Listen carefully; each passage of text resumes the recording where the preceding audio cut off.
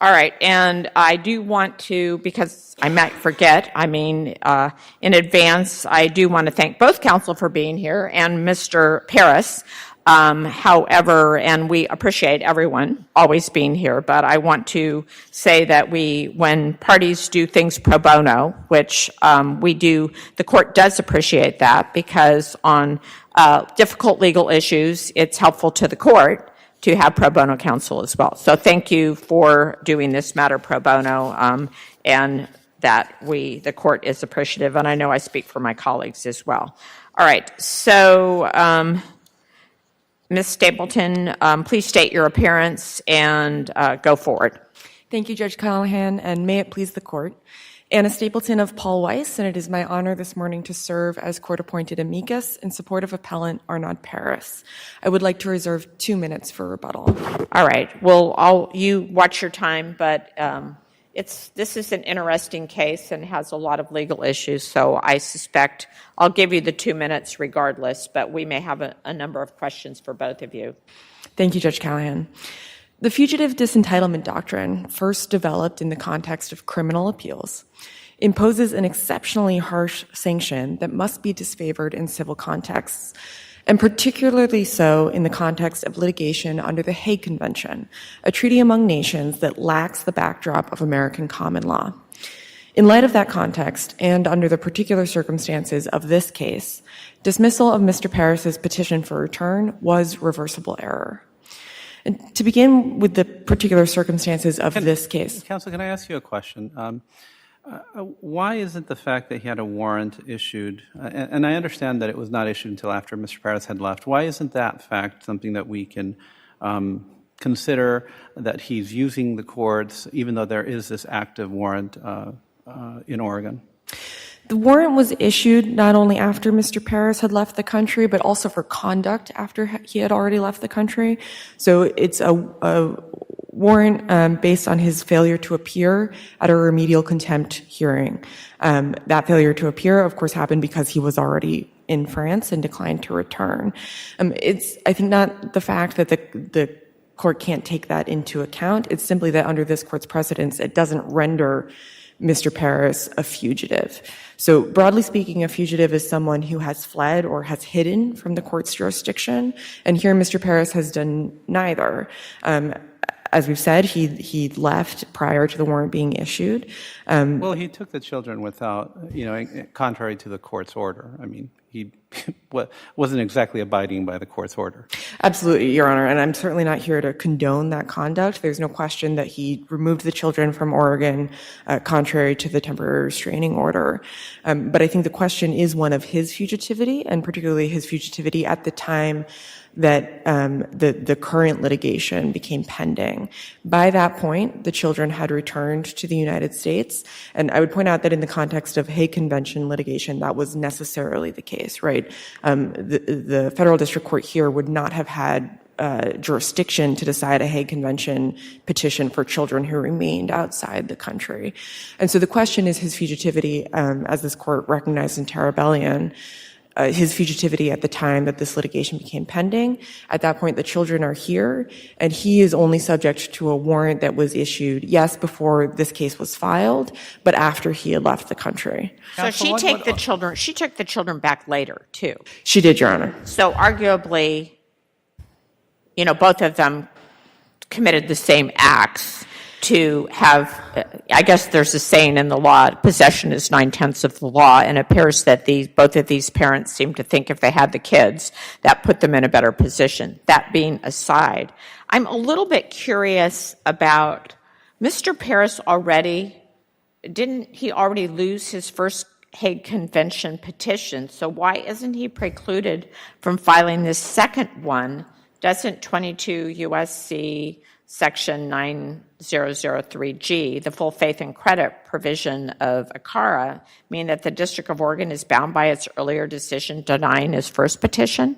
In this circumstance, no, Your Honor. So Hague Convention petitions are specific to removals, and that petition was with regard to a prior allegedly wrongful removal or retention. In this circumstance, Mr. Paris is challenging new conduct.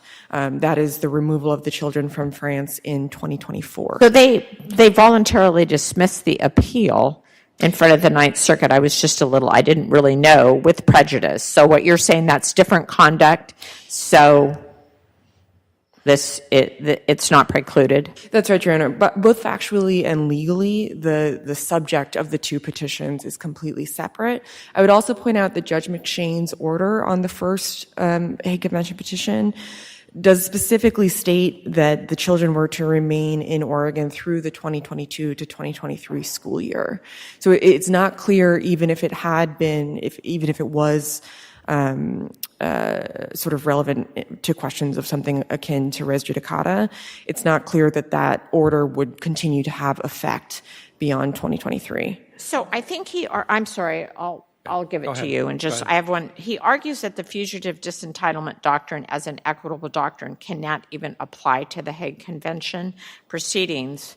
Do you agree with that? I think there's a Lozano case, which is on tolling and talking about treaties and American equitable. What's your position on that? Our view is that that's a broader a broader issue than this court needs to resolve in order to resolve this case. And as amicus, I would say there are good reasons for the court to hesitate before reaching so broadly. There are other contexts, for example, in the cases like Sasson and Pessin that the district court relied on, where the circumstances would mean that dismissal under disentitlement doctrine would sort of be synergistic with the purposes and aims of the Hague Convention. And I think it would be worth reserving that question for a case in which it is necessary to decide. Here, the court, I think, could assume, even assuming that disentitlement can ever apply in the Hague Convention context, the elements of disentitlement are not met here, and so dismissal was not warranted. All right. Judge Smith, I'm sorry. Sure. This, of course, is a most unusual case. You have an Oregon trial court that roughly a year after the children were removed issued a warrant. You have the mother later on bringing back the children in contrast to a French decree that said the same thing there. The children are here now. You have a court of appeals from the state of Oregon that said that the trial court's action was not subject to the fugitive disentitlement doctrine. What does that mean? This is the court that supervises the one that issued the warrant. Does that invalidate the warrant in any way? What effect does it have? This is really an interesting situation. This is a very punitive doctrine, and Judge Aiken applied a First Circuit doctrine, which is contrary to our current doctrine. It seems like somebody put this all in a mix master and just stirred it around. In your view, I think you already answered my colleague's concept. We don't need to get the bigger question whether this doctrine can ever apply in the Hague context. But in your view, that the judge, of course not intentionally, just got the law wrong and we need to reverse it for that reason. Is that your position? That's right, Your Honor. So the lower court's decision was legally erroneous for two reasons. In our view, a failure to consider whether Mr. Paris was indeed a fugitive under this court's precedents, and the failure to account for the Hague Convention context. I would add to your point, Judge Smith, and I think to Judge Callahan's earlier point, this kind of circumstance of the dueling custody orders from courts of different nations is truly the heartland of the Hague Convention, right? And understanding that this has been a long and convoluted and burdensome process for the parties, I think the best road to resolution of those issues is adjudication of the Hague Convention petition on the merits. That is precisely what the district court would have to sort out on remand. And we would ask that should the court reverse, it would reverse and remand with instructions to adjudicate that petition. I'm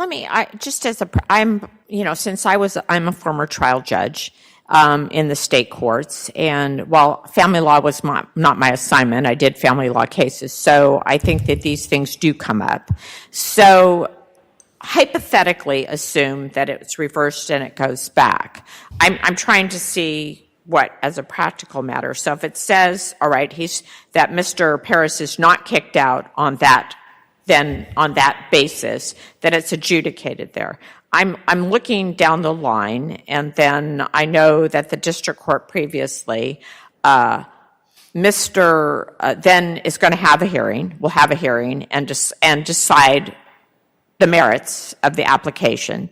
And then Mr. Paris is going to ask to appear remotely again because he's thinking in his mind, I'm thinking if he puts a toe in the courtroom and having been a former trial judge, that he's going into custody. He'll get remanded because there is regardless of that doctrine, that he has an outstanding warrant of that court. So then he goes, and the district court previously said you can't appear remotely, which I think it is within the discretion of a court to run proceedings in the way that they want to. And I could say people can't appear remotely, or they can, or whatever. However, I decide I want to handle a proceeding.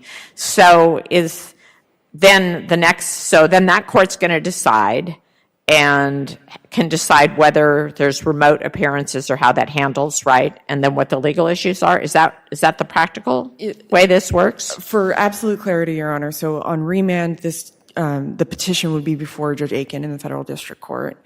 To my knowledge, Judge Aiken had not ruled on any request to appear remotely. The motion to dismiss was decided without a hearing. And so, of course, it would be up to Judge Aiken to make that decision in the context of adjudicating the petition. Forgive me, I'm not based in Oregon, but is Judge Aiken still sitting? I don't know. I believe so, Your Honor. I know she took at least senior stated, but she's Well, still we sitting? have a nod on the other side, but it doesn't Very really well. matter one way or the other. It would be Someone the on federal the district court. district court will be there. That's right, Your Honor. Thank you. And to that point, the question of the adjudication of the petition, it's completely ordinary in the context of Hague Convention litigation for one party to be outside of the United States, right? Because the whole purpose is that somebody is seeking return of children to a foreign country. And so this court has recognized in Cuellar, that's not a particularly unusual circumstance. Exactly. And so that's relevant also to the sort of justifications of the disentitlement doctrine, questions like enforceability, efficiency, abandonment. Again, the fact that Mr. Paris is outside of the country is completely ordinary in the context of this type of litigation. All right. Now, does my colleagues have any additional questions? So we've taken you significantly over, so I'll give you a minute to wrap up in your time of things you might want to say, and then I'll give you 2 minutes of rebuttal. I'm expanding the argument time just so that we can have our questions answered. Thank you. Thank you, Judge Callahan. And I think before sitting down for now, the one thing I would emphasize is I think there was a flavor of question about sort of federalism and the relationship between the federal district court proceedings here and the state court proceedings. That's another sort of circumstance that is routine in the Hague Convention context. It's something that this court dealt with quite directly in Holder versus Holder, where there was a question about staying federal court proceedings in light of California state court custody proceedings. And this court says, no, the Hague Convention litigation is separate and has to go forward under the terms of the treaty. And I would also emphasize, to the extent that there is concern about the dignity of the state court proceedings, this court made clear in Mastro that disregard for the authority of a separate court is not sufficient reason to rise to the level of necessity. Which I know what Mastro says, and it's.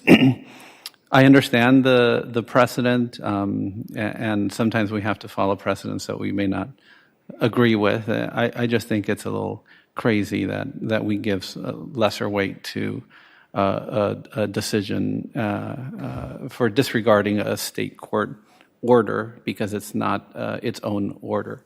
But I understand that that's the law. And it's not just an issue of state versus federal court. Of course, in Mastro, the court was addressing proceedings in a bankruptcy court that had been sort of disregarded by the litigant there. And so certainly don't mean to suggest that the state court sort of carries less weight. The problem when it comes to the idea of the dignity of the courts is that, of course, this court maintains its dignity by addressing cases, right? Deciding cases, as the Supreme Court made clear in Deggan. And here, in the context of the Hague Convention, where there are clear directions in the Hague Convention that petitions are to be litigated promptly, particularly high importance on going forward with the adjudication when it comes to questions of mutual respect of the courts of the signatory countries. All right, thank you for your argument, and you have 2 minutes on rebuttal. All right, Mr. Paris, you have 3 minutes. Thank you, Your Honor. When I left with the children, I was given approval by the federal authorities in San Francisco, who reviewed the Oregon order and considered it invalid. And the same thing went for the French consulate, who checked with Washington if the order from Oregon was still valid or not, and they were told that it was invalid. So I only followed permission from the U.S. federal authorities and the French consular authorities before getting on the plane. As a matter of fact, I was accompanied by the federal authorities to board the plane with the children. If when I returned to France with the children, mother thought that it was in violation of U.S. law, she could have filed a Hague action. And it's free in France to do so, and it's very fast. She didn't, which goes to say about the case, about me removing the children in the same levels as she removed the children from France. These are completely different stories, to answer Your Honor's question from earlier. And I have evidence of that, of course, in the record. Regarding my request to do a de novo review in my pleadings, the reason is because it's been a year and a half since the children haven't been able to do even a single video call with me because mother is refusing them to do so. They haven't seen their French family for a year and a half. And irreparable harm is taking place, and the only way to prevent it is to do a de novo review from this court. Otherwise, it would take a lot more time hurting the children to go into a remanded. Monaski and Abbott, as case law, show that de novo review is possible in a Hague case, and Your Honor could do that here. If the court wants to expedite things about the illegal removal from France, since there is already a finding that France was a habitual residence from a federal judge, as mentioned earlier, Judge McShane, this honorable court is allowed by Article 15 of the Hague Convention to ask that directly to France. And France will have to answer the question, were they removed in violation of French law on French soil, which is the only question left in front of this court, if this court accepts to remand the case or to consider the case de novo review. 5 days before the abduction, I was in front of the appeal court of Paris with mother, who assured the judge that she would never dare to take the children outside of France. And she did 5 days later. But the judge asked us to do a mediation. And 2 days before abducting the children, she was in a mediation with me. And I agreed to give shared custody to mother 3 months of the year in France with an apartment free, and 3 months to go and see the grandparents in Oregon, which means mother could have shared 50-50 custody in France if the children are returned by this honorable court. There is a new French appeal judgment who's asking the same thing. And please consider the French new appeal judgment as part of the record, because this would show the court that France wants both parents in the life of these children, and so do I. All right, you have 11 seconds, so if you want to wrap up. You don't have to lose. Otherwise, I'll give the 11 seconds to your pro bono lawyer. You're over. I'm sorry, you're over. It's the red light. I read it wrong. Okay, so thank you for your comments. And so I'm going to listen to the other side. We'll listen to the other side, and then your pro bono lawyer will handle rebuttal. Thank you. All right, good morning. Good morning, Your Honor. Katrina Seipel is my name, and I represent appellee Heidi Brown. May it please the court, Mr. Paris, and counsel. This case is about a man who seeks an equitable remedy in a United States court pursuant to the Hague Convention when he refuses to equitably litigate intertwined cases in other courts of this country. The district court granted mother's motion to dismiss pursuant to the Fugitive disentitlement doctrine, and this court may only reverse now if it finds that the district court abused its discretion. Well, hold on. I mean, one of the things I think, and I think Judge Smith mentioned this, is that the state court had the opportunity to apply a similar doctrine. It's not necessarily the disentitlement doctrine. I think it's pursuant to Pruitt under state law. And they chose not to do that. Why should we now in federal court apply the very doctrine that the state court itself decided not to apply?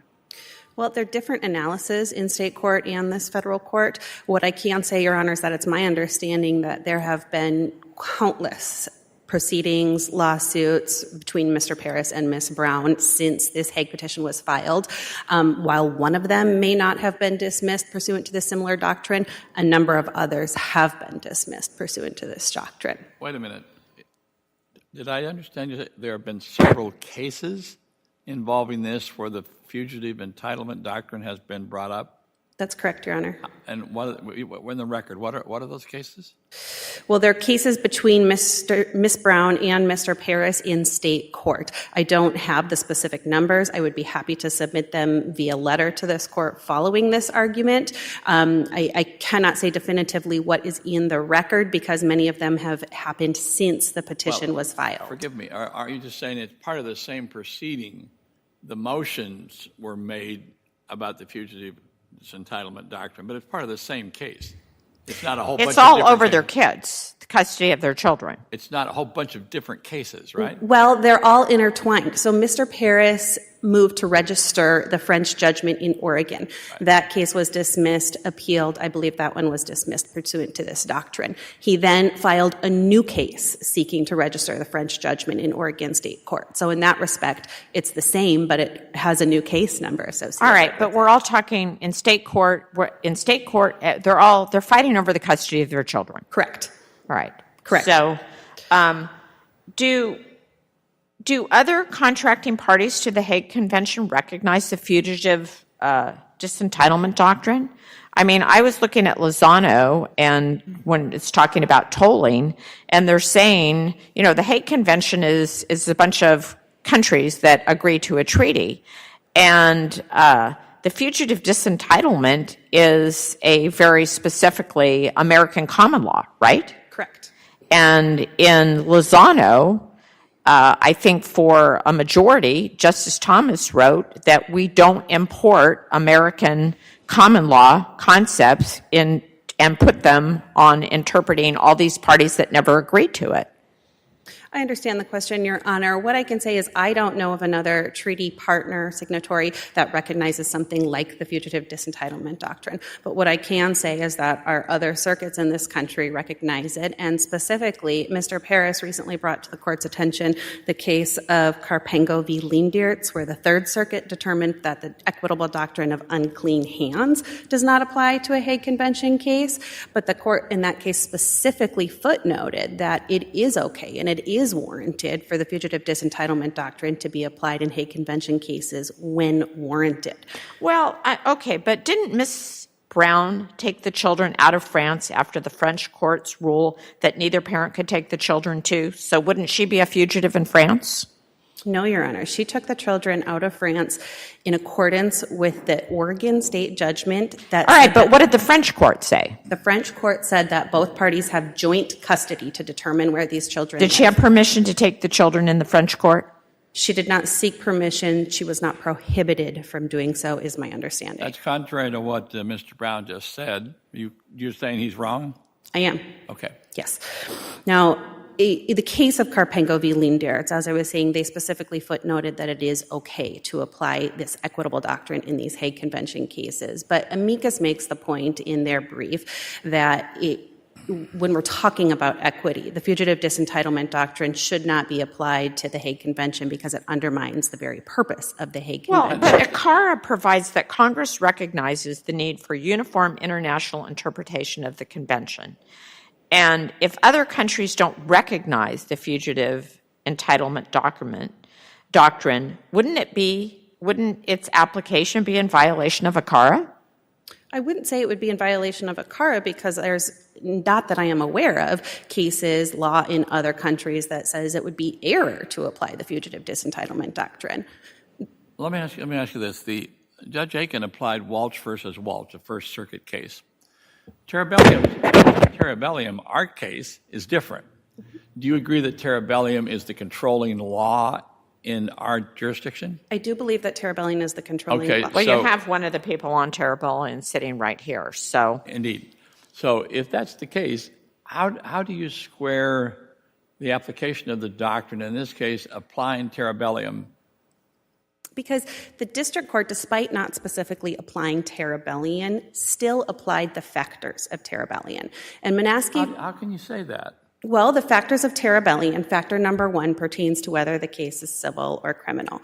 And you agree this is civil, right? It's not criminal. I agree, absolutely. And the district court noted as much in its opinion, and specifically citing to Deegan and Mastro, said that I am only dismissing this case as a matter of necessity. It's necessary to effectuate the underlying concerns of the doctrine.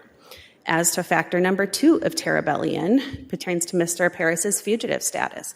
The district court directly addressed this factor on page 9 of its opinion.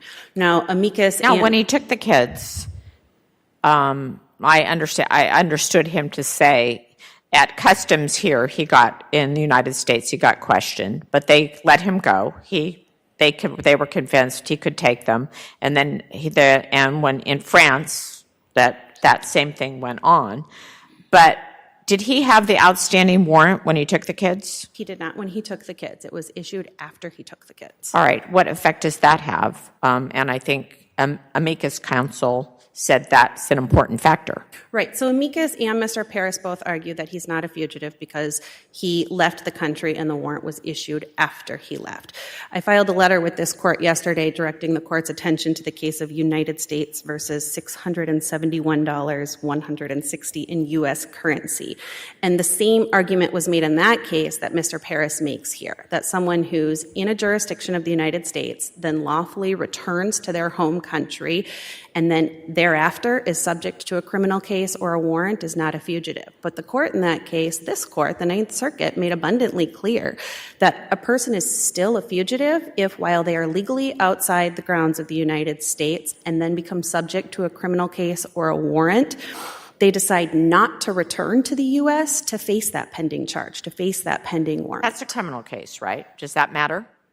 I don't believe it does matter, no, because it still pertains to the fugitive disentitlement doctrine and the consideration of fugitive. And that's what we're talking about here. Mr. Paris But is... with respect, you're a good lawyer. We're talking about children here. Correct. This is not a bunch of thugs. These are people concerned about their children. And it just seems startling to me that even though you can define what happened here, that he is a fugitive, he'd left the country, he's a father who wants to be with his children. The mother wants to be with her children.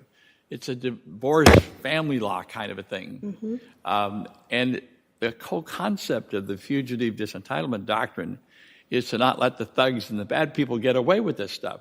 This is quite different, is it not?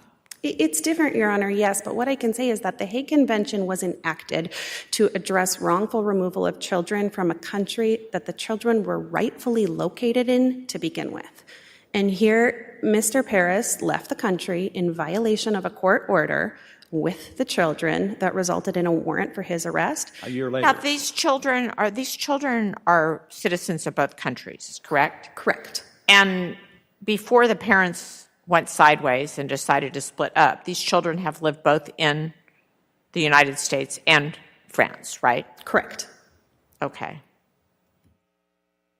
I'm over my time. I have No, nothing. keep going. Okay. Well, I think as long as we have questions, Yeah, we're going to actually, keep going. You were going through the considerations of the district court as it pertains to, in your view, the law on the disentitlement doctrine, and you were going to go.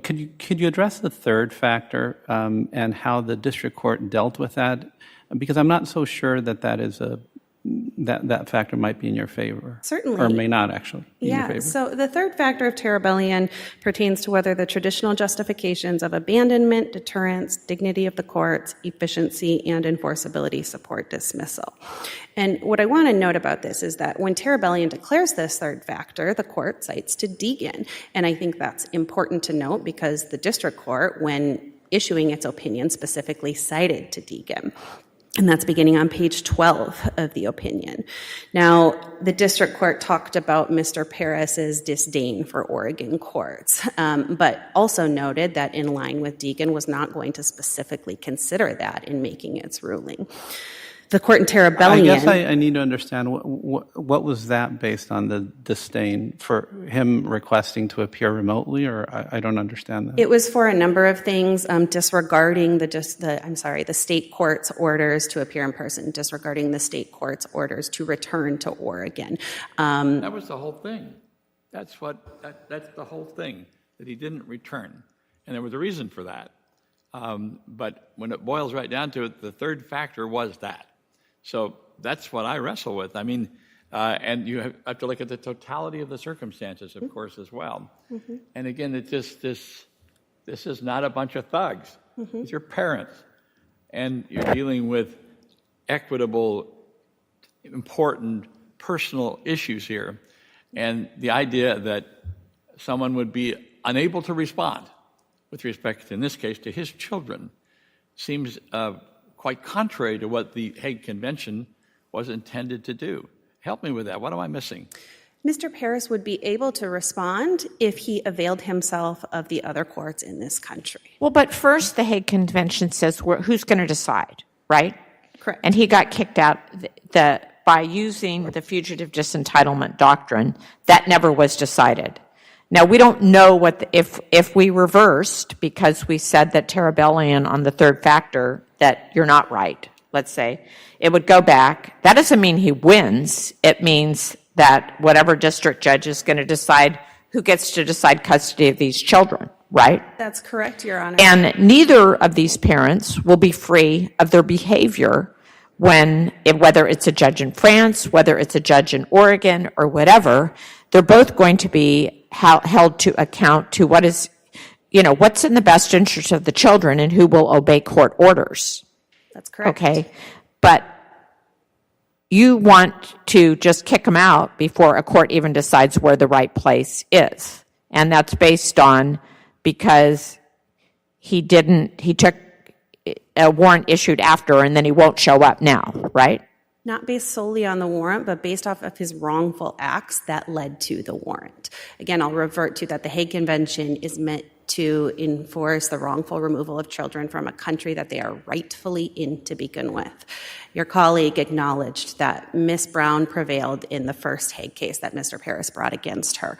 After that, the Oregon State Court, the parties were in the middle of litigating and said, neither of you are allowed to remove these children from Oregon, and then Mr. Paris did just that. The children were never rightfully in France because Mr. Paris wrongfully removed them in violation of the court order. So it's not just about the limit. And if, after reviewing this, the judge says custody should be decided in Oregon, and any family law judge that decides that and decides what visitation is, what custody is, all of those things can take into consideration the conduct of both parties at that time and actually the best interest of the children, which I don't know. They both have ideas about what they think the best interest of the children is, but that's why a court gets to decide that because as Judge Smith says, both of these parents want to see their children.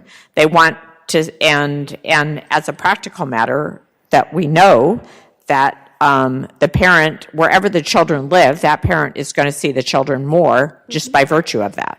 Yes, absolutely. So that's what they're fighting about. But the thing is, in terms of, are they thugs? Are they people that are laundering money? Are they people that are, committing terrible crimes? They're not. They're two people that are fighting over their kids, which anyone that's done family law would not find that the fact that they don't agree on who gets more to see the kids or where the kids grow up. This is not a new concept. I agree, Your Honor. Any other questions? All right. We've gone over sort of about the same amount of time. I appreciate your comments. Thank you. Okay. There are 2 minutes for rebuttal for amicus counsel. Thank you, Judge Callahan. 3 quick points. First, regarding the currency case that was in the 28J letter yesterday, I want to be clear that case is in a legally different posture and context. It is applying what is called the Fugitive Disentitlement Statute. That's 28 U.S.C. 2466. And it's a statute that got enacted after Deggan, specifically to address the issue of fugitives from criminal cases seeking civil forfeiture remedies. So that statutory context does not apply here, and it's important because the statute provides the specific definition of fugitive that my colleague referred to. So that is not controlling here. I would add that the factual circumstances are different. That is a circumstance where someone was sort of running around committing criminal conduct in the United States and then flees the jurisdiction before an indictment can be entered. That's different than what occurred here. So I understand your argument for, even though I think that Mr. Paris would argue more broadly, but your argument is that under the Terabellian, under the third, that the court erred, and it should go back for that and then have the district court decide that. You cautioned the court about going further. I'm just curious why, if the fugitive in the disentitlement doctrine were said to not apply to the Hague Conventions, what is the parade of horribles if we said that? Your Honor, to be clear, my caution is only that complete analysis has not been done here. The court referred to the analysis in Lozano, questions about how other signatory nations treat this circumstance. We're just not aware. And I would add also that in Lozano, the Supreme Court was aided by having the views of the United States, which I think could potentially be helpful to this court's decision on that broader question. In terms, it's not quite a parade of horribles, but I do think I keep in mind the circumstances present in Sasan and in Pessin, where there is an adverse adjudication on the Hague Convention proceeding in a lower court, and then the losing parent takes the kids and runs while trying to appeal that judgment. And in that circumstance, dismissal of the appeal is, as I said before, sort of synergistic with the purposes of the Hague Convention in terms of seeking to prevent abduction and enforcing sort of mutual respect among the courts of the different nations. And here there was no actual decision down below, is what you're saying? That's right. Here, the lower court has not adjudicated the Hague Convention petition, and that actually leads me to my second point. My colleague multiple times referenced the idea that Mr. Paris's removal of the children from Oregon to France was wrongful in the first instance. Wrongful removal in the context of the Hague Convention is a term of art. The court has to look to the habitual residence of the children, the presence. Well, there was an order saying no one takes the kids. There was a temporary restraining order. And so your client, or as amicus, regardless of how we want to refer to it, I'm not sure he's exactly correct. Just because he got through customs doesn't mean that if someone had been there with an order, you can't remove the children, they might not have let him take it. And my only point here, respectfully, Judge Callahan, is that the question of whether there was a wrongful removal for purposes of the Hague Convention is one that has not been adjudicated. It was not adjudicated as part of the motion to dismiss on fugitive disentitlement grounds. And so that would be part of the consideration on remand when the court— in front of the district court. Precisely. And then on my third point, there's been a lot of discussion of Mr. Paris's disdain for the Oregon courts. I understand that there are also concerns about his behavior and treatment of those of both the state court and potentially of the district court here as well. The Supreme Court has said, this court has echoed, that dismissal under the disentitlement doctrine is simply too blunt a tool.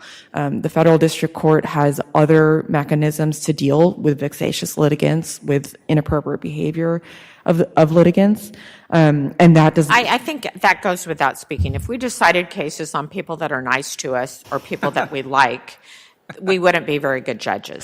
So if, our skin is a little thicker than it looks. We deal with, as I think that everyone can see here, we're dealing with the legal issues. So the person we like the most or whatever, or the person that's the nicest to us, it might make the court hearing nicer, but they don't win. that the person with the legal arguments is the person that wins. That's right, Your Honor. And I think I would also, on that note, point to the district court's discussion of the enforceability justification, because I think the language in that discussion does tilt a bit towards concerns about contempt for, disdain for the state court's judgments, rather than the sort of legally relevant question of whether an adverse decision on the Hague Convention petition would be enforceable against Mr. Paris. And it is our contention that, of course, it would be. The children are present in Oregon. Mr. Paris can't return to Oregon without having to confront the warrant out for his arrest. And so a decision on the petition that said this is the children's country of habitual residence and the Oregon courts have jurisdiction to determine the custody proceedings would be enforceable against Mr. Paris. And that is simply, if I may say in summation, one of the many reasons why the court's failure to adequately address the Hague Convention context here rises to the level of legal error that should be reversed. All right. Thank you both for your argument today. Thank you, Mr. Paris, for appearing remotely. This matter will stand submitted.